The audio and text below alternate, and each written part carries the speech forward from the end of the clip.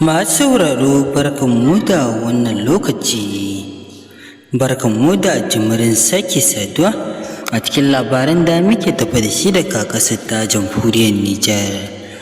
Wanda masu sauraro sai ka gyara zama domin ka ji akan abin da muke tafa da shi. Wanda yanzu haka gwamnatin CNSP ta ƙarƙashin wato Brigadier General Abdurrahman Chani ta samu wato gagarumin tallafi na kayayyakin abinci wanda za a raba wa 'yan ƙasar ta Nijar a wannan lokaci. Wani babu shakka wato gwamnatin Nijar ɗin tana hakan ne ba don komai ba sai ganin wato ta sassauta wato mutane irin raɗaɗi da suke fama da shi na wato hararin 'yan bindiga, wanda hakan ke sa wato mutane wasu kan rasa wato wasu abubuwa nasu mai muhimmanci, walau kasuwancinsu, walau kayayyakin abincinsu da sauran abubuwan da ake rasawa bayan wato wannan matsalar tsaro da ake fama da ita.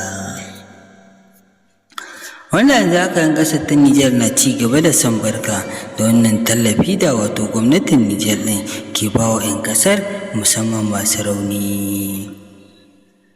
Masu sauraro da kada ka manta idan ya kasance ne shigo ka channel din nan ta mutu farko da ka dangwala mana alamar subscribing, sannan ka dangwala mana alamar ƙararrawar sanarwa domin takan ne za ka dinga samun labaran mu zafafa da dumudumin su.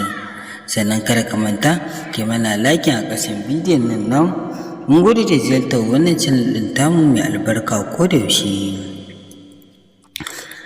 Masu sauraro me za ka ce game da wato ƙasar ta Nijar a wannan lokaci? Kuma masu sauraro me za ka ce game da wato gwamnatin CNSP ta wato Janar Abdurrahman Chani wanda ke son kawo ci gaba a ƙasar ta jamhuriyar Nijar? Mu dai na muka kama ƙarshen wannan labarai namu da muka kawo ma a wannan lokaci daga ƙasar ta jamhuriyar Nijar. Mun gode da ziyartar wannan channel ɗin tamu.